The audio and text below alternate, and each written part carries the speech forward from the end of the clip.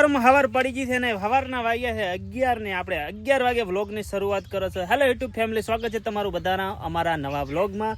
અને આપણે છે ને હવે આવવાનું છે ખેતરમાં, કારણ કે વ્લોગની શરૂઆત 11 વાગે કરવાનું કારણ હતું કે આપણે જેલા હતા સકડો લઈને વર્ધી કરવા માટે, અને ઘેર આવ્યા ને પોણી આવ્યું હતું અને પાઈ દીધા ઢોર. અને હવે આપણે જવાનું છે ખેતરમાં. અને આવીને ઉપેલો પાણેલો પુરુષ બૈરાથી કંટાળે એટલે હમણાં ઓટો મારે પ્રો. હવે આપણે જઈએ ખેતરમાં. આવી ગયો ખેતરમાં ને ખેતરની અંદર છે ને આ કાલનું અધૂરું હતું એ પૂરું થઈ ગયું. મને આવતો ઉદય ને આ ખેતરની અંદર હવે મોસમો લેવાનું ચાલુ છે. એ મોસમો લઈ રહે એટલે વળી હોયથી કાઢવાનું ચાલુ કરશે. તો આપણે ફટાફટ લાગી જઈએ હવે કોમે. જીગન રીધે ટોલી બનાવી દીધી છે સાર લેવા માટે. જો ખાલી મારા છોકરા મારા હોશિયાર થઈ ગયા છે મારા જેવા બધા. હા તો મગફળી અમારે આવી બેઠી, ખૂબ બેઠી પણ પછી જ નથી. સારું છે મગફળી બધા. એક દોણામાંથી કેટલા દોણા થાય ખાલી દો. એક તો છોડ દો, એક તો છોડ. હા એક જ છે તો વળી એમાં છે પેળા છે એટલે એવું નહીં પણ દો ખાલી. તો હવા 1 વાગ્યો છે ને મજૂર બધા છે ને છૂટી ગયા છે. મજૂર હવે બધે જોઈએ ને હવે અમારે છે ને આસારના પોટકા લઈને જવાનું હોય ઘેર.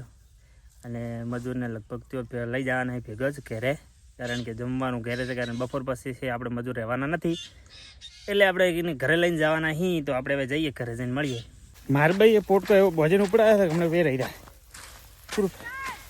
એ જુ જુ જુ જુ જુ જુ જુ જુ આ યાદો ખાલી હવે સાહેબ બોધાઈ અલા બોધાવો તો આમ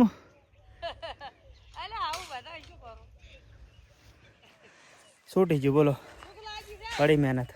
બટાકાનું ચાક રોટલા. હમણાં તો કોમેડ છે ને એટલે મગફળીનું ખેતરનું જેટલા દાડા કોમેડ છે એટલા દાડા કોઈ તો સાવ ઘરેલી છે, કોઈ તો બટાકાનું શાક હશે.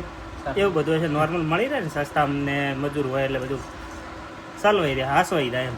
તો બપોર પછી આવી ગયા છે અમે ખેતરમાં. વાગ્યા છે 3:30. અને હવે મજૂર તો બપોર પછી તો છે ને એટલે હાથે કાઢવા આટલું ઉખાડવાની છે. ઓનો અડધો ભાગ છે એ ઉખાડવાનો છે. કાઢેલી તો પડી છે ટ્રેક્ટરથી, ખાલી આપણે ઉખાડીને આ રીતના બારે પાથરા કરવાના છે.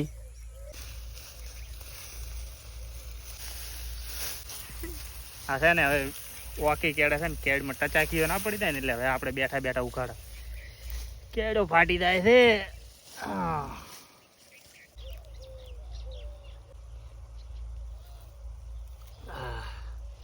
લોટર આવવાનું ભૂલાઈ ગયું એટલે ડાયરેક્ટ બહેણી તો કે નોની જ છે. હી કોકરા થઈ ગયા. પણ કોકરા વાળો તો ટોચું પર ઉપર. અમારે ભાઈ છે ને હવે ચેડે પડી ગઈ છે, કારણ કે એને આવી ગયો તો ફોન. અને હું એકલો હોય કણ છું ને મારે કાકો જેલાથી લાઇટ ગઈ છે ને એટલે ચેક કરવા માટે અને ફુવારે બદલાવાના હતા. એટલે મારે ભાઈ ચેડે છે એટલે એક વસ્તુ તો શીખવા મળે કે જ્યાં સુધી આપણી જોડે બીજો કોમ્પિટિટિવ ના હોય ને, કે આપણા જોડે કોઈ બીજો સ્પર્ધક ના હોય ને ત્યાં સુધી આપણે છે ને એટલે ઉતાળ ના કરવાની. એકલા પડી જાય તો આપણે ગતિ અટકી જાય. એટલું તો શીખવા મળ્યું. ફાઇનલી આજનું કામ થઈ ગયું છે કમ્પ્લીટ. ને કેળો એવી દુખે છે, કમરનો કમરો બની ગયો છે. ઓકું જેટલું મગફળી રાણવી. અરે બાપા રે કોટીએ વાજી જો. ઓહો હવે હે ને આજનું તો જેટલું કામ પટી ગયું. અને હવે આપણે છે ને આ મગફળી બાચી છે, પણ ઓની અંદર તો હવે આજ પોણી આંકવાનું હોય. અને કાલે જ આવવાનું હશે ભરતભાઈના ખેતરની અંદર મગફળી કાઢવાની. એને ચાલુ કરી છે, કારણ કે 30 કટ આગળ અમે વાયેલી છે ને 30 કટ ભરતભાઈ એને વાયેલી છે. એટલે હવે કાલનો દાડો આપણે પોણી આંકવાનું હોય. એટલે આપણે કાલનો દાડો આપણે જવાનું છે ભરતભાઈને ઘરે એટલે ખેતરમાં એને કાઢવાની છે.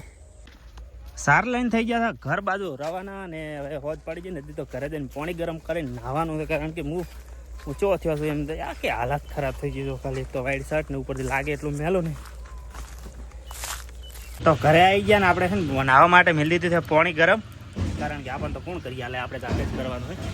અને અહીંયા રાજુ એને આવી છે સાર ખેતરની અંદરથી ટોલો ખાલી થાય છે. અને આપણે છે ને હવે ફટાફટ પાવાના છે ઢોરા, અને ઢોરા પાવીને આપણે દોરાવાના છે હજી, અને પછી નાહવાનું છે બાકી. હવે આપણે નાહી લીધું છે ને હવે બેઠા છે ખાવા માટે. અમારે બનાવ્યું છે ફુલાવરનું શાક, રોટલા અને દૂધ છે.